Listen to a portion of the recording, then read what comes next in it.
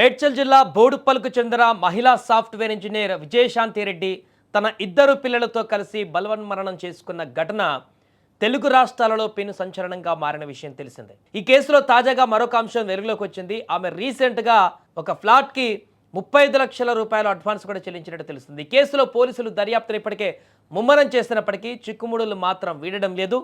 కేసులో పోలీసులు ఇప్పటివరకు దాదాపు 100 సీసీటీవీ కెమెరాలను కూడా పరిశీలించారు. ఆమె ఇంటి నుంచి రైల్వే ట్రాక్ వరకు ఏ రూట్లో వెళ్ళారు, ఆ సమయంలో ఆమెతో ఎవరైనా ఉన్నారా అన్న కోణాలలో కూడా విజువల్స్ పరిశీలించినప్పటికీ కేసును మలుపు తిప్పే బలమైనటువంటి క్లూ ఏది కూడా పోలీసులకు లభించలేదు. ఇప్పటి వరకు ఆమెకు సన్నిహితంగా ఉండే 20 మందిని పోలీసులు విచారించారు. మరోపక్క విజయారెడ్డి ల్యాప్టాప్, ఫోన్లను ఫోరెన్సిక్ పంపారు పోలీసులు. ఇదిలా ఉంటే విజయశాంతి ఆత్మహత్య కేసులో మరొక కొత్త కోణం వెలుగులోకి వచ్చింది. గత కొన్ని రోజుల క్రితం ఓ ఫ్లాట్కు 35 లక్షలు చెల్లించిన విజయశాంతి రెడ్డి ఉప్పల్ దగ్గర నారాపల్లిలో కూడా మరొక ఇల్లు కన్స్ట్రక్షన్ కూడా చేయిస్తుందట. మరి ఇంతలా ప్లాన్ చేసుకున్న ఆమె ఉన్నట్లుండి ఎందుకు బలవన్మరణం చేసుకుంది? ఇంటి నిర్మాణం కోసం ఏమైనా లోన్ తీసుకుందా? ఆ లోన్ ఒత్తిడికి ఏమైనా గురైందా? లేకుంటే ఇంకేదైనా ఆర్థిక సమస్యలు ఏమైనా వచ్చాయా అనేటువంటి కోణంలో కూడా పోలీసులు విచారిస్తున్నారు. అంటే ఒకవేళ ఆర్థిక సమస్యలు, అట్లాంటి తాత్కాలిక ఆర్థిక సమస్యలు వచ్చినా కూడా దాన్ని సార్ట్అవుట్ చేసుకునేటువంటి పరిస్థితి తనకుంది. ఆర్థికమైనటువంటి బలం ఉంది. భర్త సంపాదిస్తున్నాడు, తను సంపాదిస్తుంది, కొంతమేరకు ప్రాపర్టీస్ కూడా ఉన్నట్టుగా తెలుస్తుంది.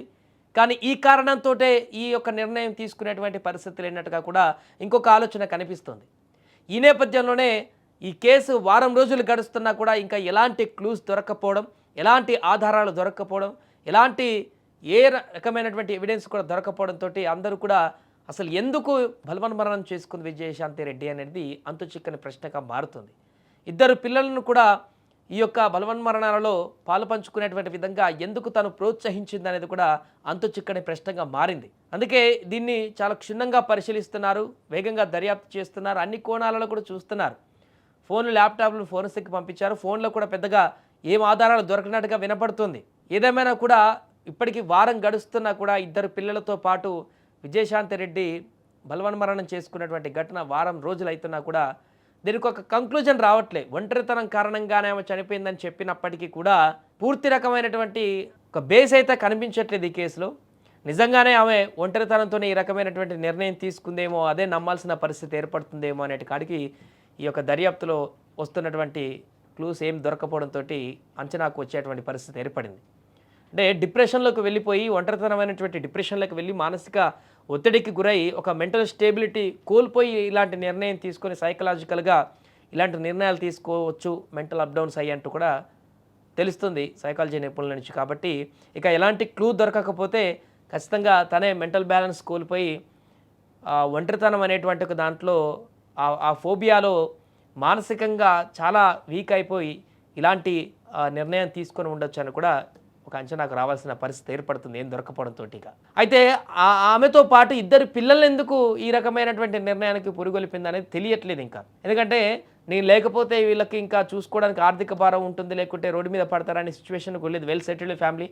తను లేకపోయినా తన తండ్రి పిల్లల్ని చూసుకునేటువంటి ఆప్షన్ ఉంది. ఇంట్లో ఆర్థికంగా బలంగానే ఉన్నారు కాబట్టి ఎవరైనా వారి బాగోగులు చూసుకోవడానికి, చిన్నపిల్లలు కూడా కాదు చదువుకుంటున్నారు కాబట్టి హాస్టల్లో ఉండి మూవ్ అయ్యి ఆ తర్వాత కొంత గ్రాడ్యుయేషన్ అయిపోయిన తర్వాత ఎవరి జాబ్లో వాళ్ళు చేసుకొని హ్యాపీగా ఉండేటువంటి పరిస్థితి కూడా ఉండేది. కానీ వారిని కూడా తనతో పాటు తీసుకువెళ్లాల్సినటువంటి పరిస్థితి ఎందుకు వచ్చింది విజయారెడ్డికి అనేది కూడా ఇంకొక పెద్ద ప్రశ్నగా మారింది. దీంతో పాటు ఒంటరితనం, లోన్లీనెస్ కారణంగా మానసిక హింసకు గురై ఈ రకమైనటువంటి నిర్ణయం తీసుకుంటే ఇద్దరు పిల్లల్ని కూడా ఎందుకు ఆ రకమైనటువంటి నిర్ణయానికే మళ్లించింది అనేదే ఇంకా పెద్ద ప్రశ్నగా మారింది. చూడాలి మరి రాబోయే రోజుల్లో దీనికి సంబంధించి ఏమైనా క్లారిటీ లభిస్తుందా అనేది చూద్దాం.